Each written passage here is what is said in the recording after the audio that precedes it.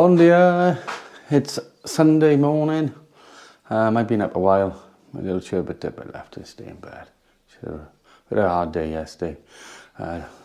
Worked all day up until probably 9, 10 o'clock at night with me on a Saturday night. I told him he was too tired to go up Jose's. I got his name right now for the first time. Right, so this morning, when she was sleeping, I'd done some light duties. And if you look up there, I fitted a light there because last night the new light we bought for the bathroom, we realised was just way too big because of where the shower head is. So, not to put it to waste, and I think it's the same range as this, came from the same shop.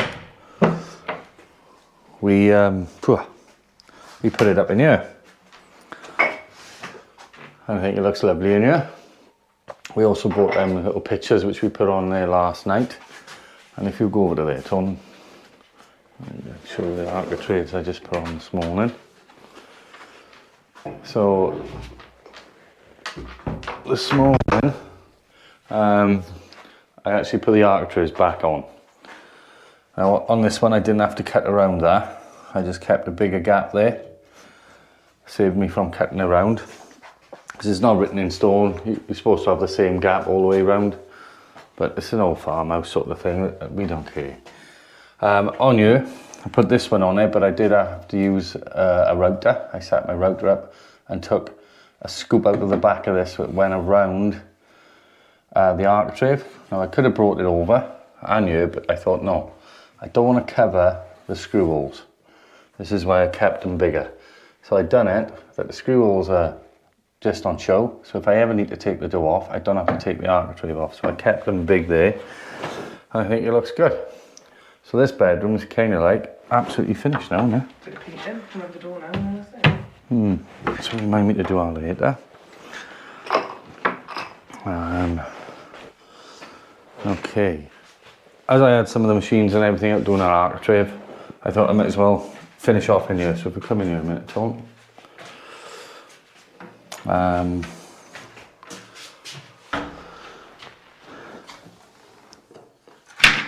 Right, as you might have seen outside, let's show them outside a minute before I come back in. Right, come by here.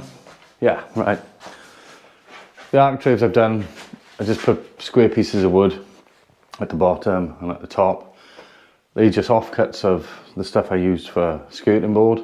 The bottom ones are offcuts of the tongue and grooved flooring I used for the ledge and brace doors. So just come through by a minute, Tom. I made a couple of these this morning. They're just going to have a sanding and put that chamfered edge all the way around.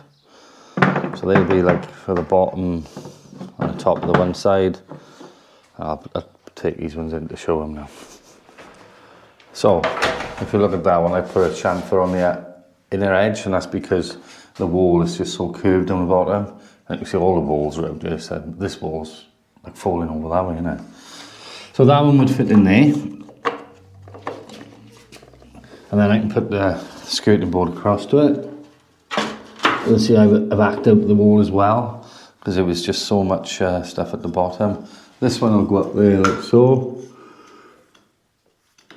And then we'll put the architrave in, and the two full ones will go here, but they're like, I think it's 100 by 100 on both sides.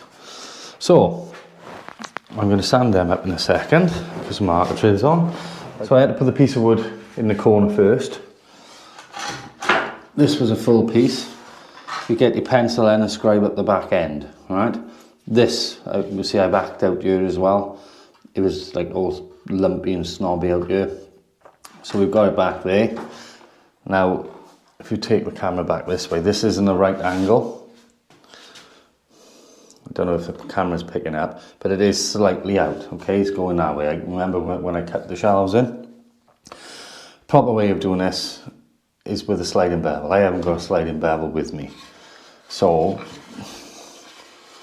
I cut this one, not at the 45. I think I cut it at like 43 because I know that's roughly what it's going to be.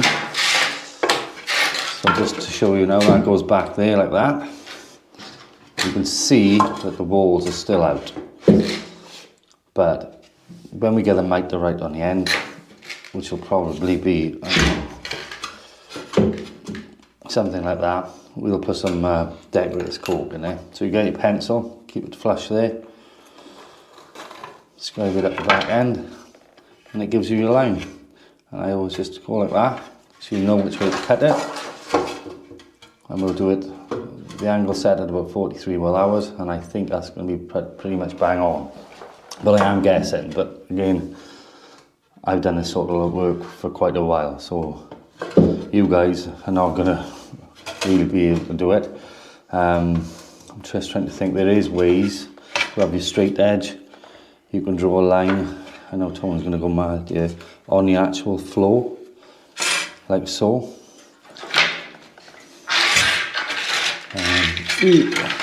Same thing there, straight edge. Right, and then you're bisecting that. You know, if you've got a compass or something like that. Sorry, not a compass, a protractor.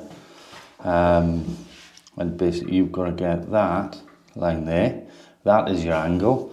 And normally then you get your sliding bevel. And you move the sliding bevel to your angle. And then you draw the angle on the top. Like I said, I haven't got anything here to show you that. I just know that I wall slightly out, so I'm just going to take a couple of degrees off and wing it basically. So I'll cut this one now and just see if this is any good, if I'm correct. You are coming here, Tom. You can see that's where I cut the last one. So that's 42 and a half, something like that.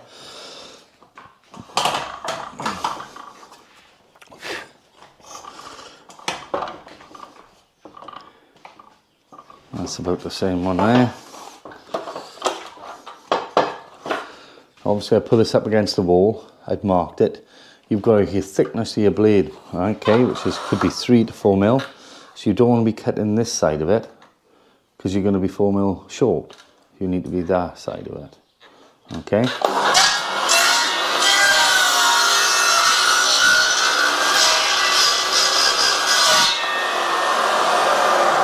Right, so it doesn't quite fit through it. It would if I had used it this way and set that at, that's about the same angle there, and this will go through it then. But if I had an handsaw, you could just finish it off with an handsaw. Which room?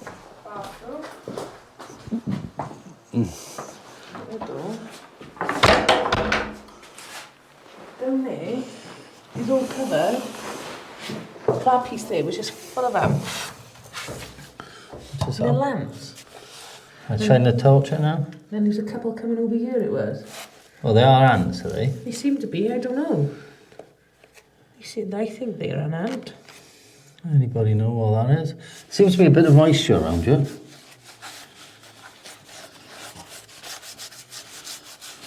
No, I don't think it is. I just think that's from where we just haven't. Is it possibly when you linseed oil? That's linseed oil, and it could be after that for some reason. I don't know, but I've never even known. There was no ants they've come across. There was one or two. There's one there. Look. Don't know. Maybe someone will watch this video and let us know.